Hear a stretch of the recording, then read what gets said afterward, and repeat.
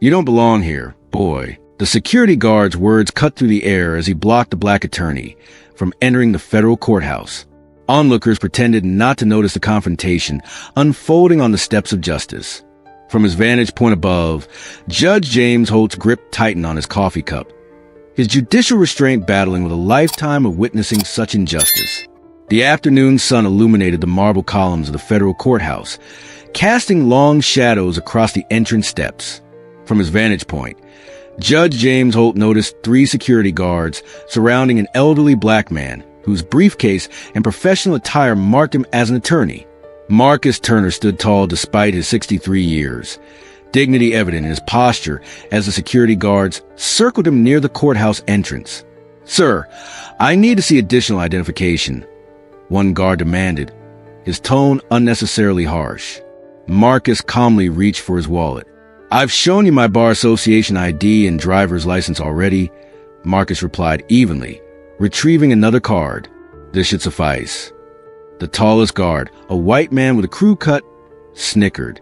"Nice pin," he said, flicking the gold bar association emblem on Marcus's lapel. "Where'd you get it?" "Halloween store." Marcus instinctively touched the emblem, his expression tightening. This represents 30 years of law practice and several landmark civil rights cases. "Sure it does," another guard muttered, exchanging smirks with his colleagues. "And I'm the Attorney General." Judge Holt watched the interaction, jaw clenching. He had witnessed this pattern before. Black professionals subjected to extra scrutiny, their credentials questioned solely because of their skin color.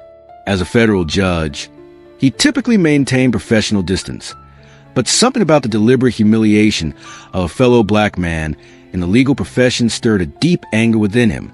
"Look, boy," the tall guard continued, emphasizing the disrespectful term, "maybe you should come back when your actual lawyer can accompany you." Marcus stiffened. "I've been practicing law longer than you've been alive. Address me as sir or a counselor." The guard stepped closer, invading Marcus's personal space. "Or what? You'll sue me?" His hand brushed against Marcus's briefcase. "Let's see what's in here." Probably just empty folders to look important. Several bystanders paused, uncomfortable but hesitant to intervene. A white attorney walked through the same entrance, nodded briefly at the guards who waved him through without question. James Holt had seen enough. Though judges rarely intervene in security matters, the blatant discrimination happening on courthouse steps, the very symbol of equal justice, was too much to ignore. He descended from his observation point, his tall frame commanding attention as he approached. "That's enough," James stated firmly, his deep voice cutting through the tension. The guards turned, surprised by the interruption. The tallest one frowned. "Sir, this is a security matter. Please step back." James ignored him, addressing Marcus instead. "Is everything all right, counselor?" Marcus's eyes reflected relief and appreciation.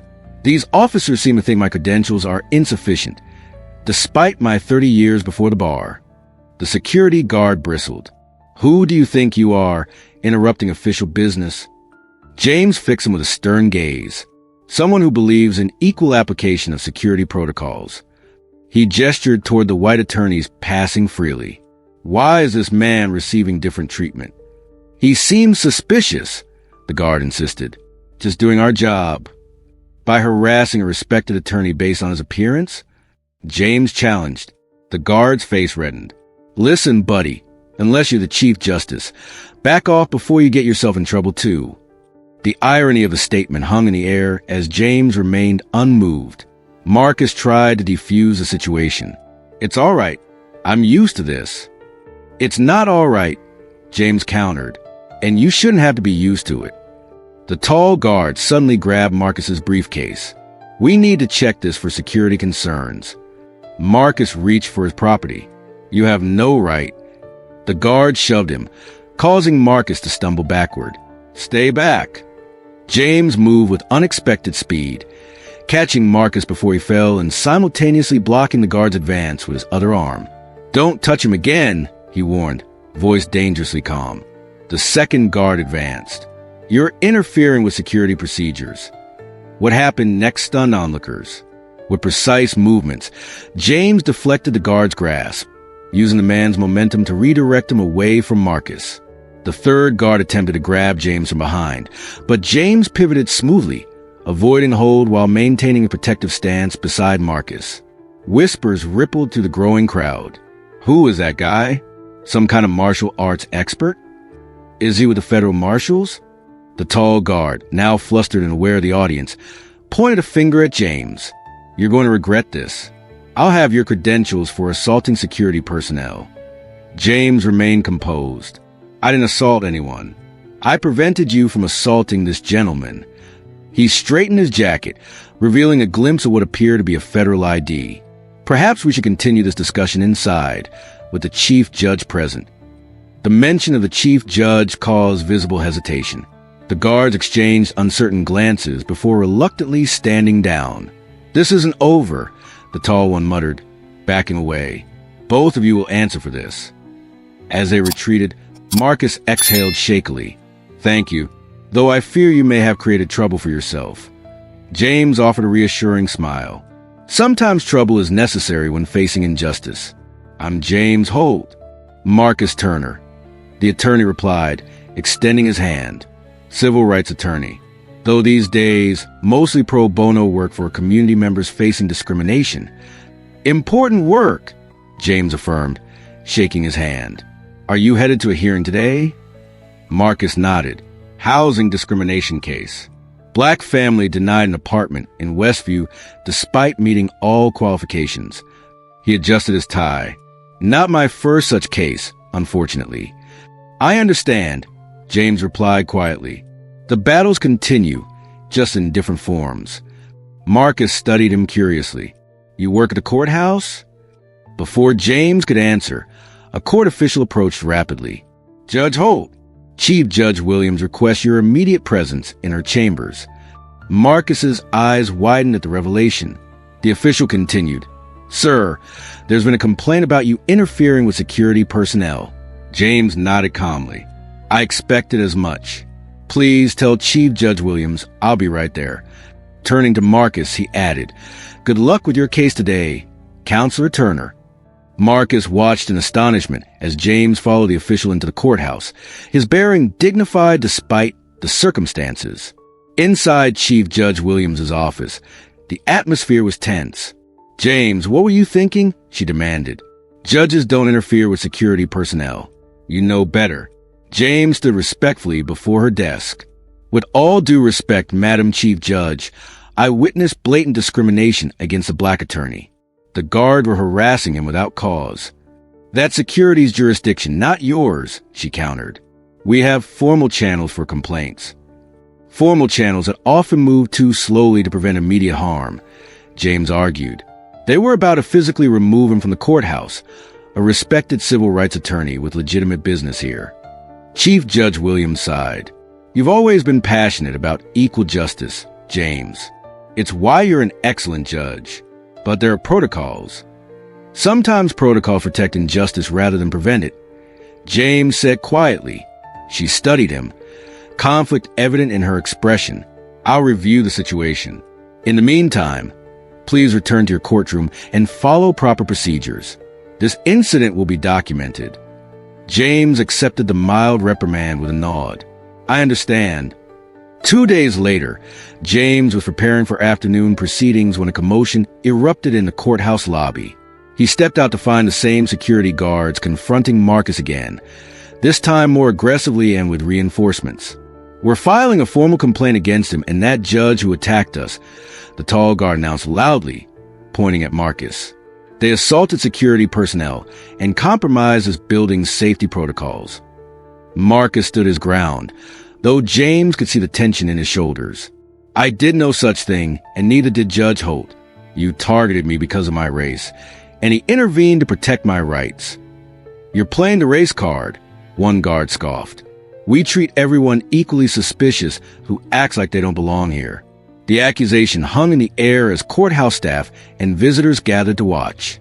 James noticed several black attorneys in the crowd, their expressions a mixture of familiar resignation and anger. Chief Judge Williams emerged from her chambers, her presence commanding immediate attention. What is going on here? The tall guard straightened. Ma'am, We're documenting a security breach from 2 days ago. This man and Judge Holt physically confronted security personnel. Marcus stepped forward. That's a lie, Your Honor. These officers targeted me without cause, questioned my credentials in a manner they didn't apply to white attorneys, and physically attempted to remove me from the courthouse. Judge Holt merely prevented them from shoving me. It's his word against ours, the guard insisted. Chief Judge Williams' expression remained neutral. Actually, it isn't. I've reviewed the security footage from that day. She turned to the head of security, who had joined her. Mr. Patterson, please share what you observed. The security director cleared his throat. The footage clearly shows discriminatory application of security protocols and unnecessary aggression toward Mr. Turner. Judge Holt's intervention, while unorthodox, was measured in defensive, not aggressive. The guard's confidence visibly faltered. Effective immediately, Chief Judge Williams continued. The 3 officers involved are suspended pending review. This courthouse represents equal justice under law, a principle that applies to our own operations as well. As the chastened guards were escorted out, Marcus approached James.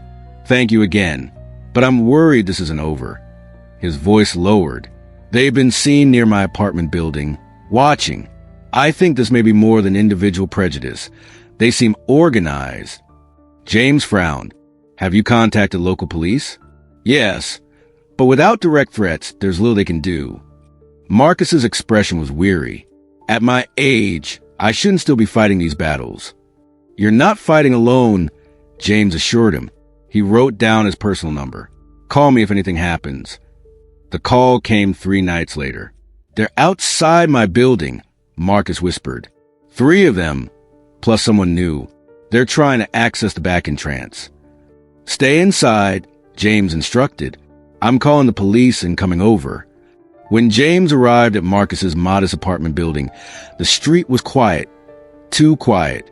He carefully made his way to the back entrance, where he found Marcus in the hallway, clutching a baseball bat. You shouldn't be out here, James whispered. This is my home, Marcus replied firmly. I won't be intimidated. Footsteps echoed from the stairwell below, followed by hushed voices. James recognized the tall guard's distinctive tone. Turner's apartment is on the 3rd floor. The old man lives alone. James motioned for Marcus to stand aside. They waited until the footsteps grew closer. Then James stepped into view. Looking for someone? The intruders froze. The 3 security guards plus a 4th man wearing a tactical vest with a white supremacist symbol partially visible beneath his jacket. This is private property, James stated. You're trespassing. The tall guard recovered quickly. Well, if it isn't the hero judge. No fancy robe to hide behind now. The 4th man reached toward his waistband, but James moved faster than anyone expected, closing the distance and neutralizing the threat with a precise strike. The other guards rushed him simultaneously, but years of martial arts training served James well. He deflected their attacks, keeping them from reaching Marcus. Marcus, despite his age, swung his bat with surprising effectiveness when one guard broke through, striking the man's leg and causing him to stumble. Police sirens wailed in the distance, growing louder. The guards, realizing they were outmatched and about to be caught, attempted to flee, but James had positioned himself between them and the exit. You're not going anywhere, he said calmly. When police arrived, they found James and Marcus standing over the subdued intruders. A search revealed communications linking them to a local hate group that had been targeting successful black professionals. 1 week later, the federal courthouse hosted a public ceremony. Chief Judge Williams stood at a podium addressing a diverse crowd of legal professionals, community members, and media. Today we recognize 2 men whose courage reminds us that justice isn't merely a concept, but requires action. Judge James Holt risked his professional standing to intervene when discrimination occurred on the very steps of this courthouse. Attorney Marcus Turner, after 30 years of fighting for other civil rights, stood firm where his own were challenged. She presented both men with commendations as cameras flashed and the audience applauded. This courthouse will institute new security training protocols, she continued, to ensure equal treatment of all who seek justice within these walls. The incident has also prompted a review of hiring practices across federal buildings in our district. After the ceremony, Marcus approached James. "Seems we made some positive change," he said, his eyes bright with cautious optimism. James nodded. "Small steps. But the system only improves when good people refuse to accept injustice." "I've spent my career telling clients to trust the system," Marcus reflected. "It's heartening to see it can sometimes work as intended." As they walked together down the courthouse steps, the same steps where their paths had first crossed, James noticed something significant. The security guards nodded respectfully to both him and Marcus, without hesitation or scrutiny. It was a small victory in a long struggle, but an important one. In that moment, as the two black men descended the steps of justice together, their dignity intact and their rights affirmed, something profound was conveyed to everyone watching. Equal justice wasn't just an inscription on the building. It was a principle worth fighting for. The story of Judge Holt and Attorney Turner didn't end at those courthouse steps. In the months that followed, their stand against discrimination sparked a movement across the judicial system. Security protocols were overhauled, implicit bias training became mandatory, and a new accountability system was established. Most importantly, black attorneys reported a marked improvement in how they were treated when entering courthouses. One young black law student wrote to Marcus, "Watching what happened to you, and Judge Holt's response gave me hope that I can make a difference in this profession." Their experience reveals a powerful truth. Change doesn't always come from grand gestures or sweeping legislation. Sometimes it begins with one person refusing to look away when witnessing injustice, even when intervening might come at personal cost. What would you do if you saw someone being discriminated against? Would you have the courage to step forward like Judge Holt, or the resilience to maintain your dignity like Attorney Turner? Share your thoughts in the comments below.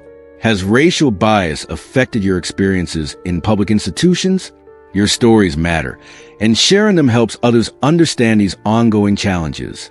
Like this video if you believe in standing up against discrimination, and subscribe for more stories about everyday heroes fighting for justice in America. Because in the end, as Judge Holt would say, justice isn't just about what happens in the courtroom. It's about how we treat each other in the hallways, on the steps, and in every interaction where human dignity is at stake.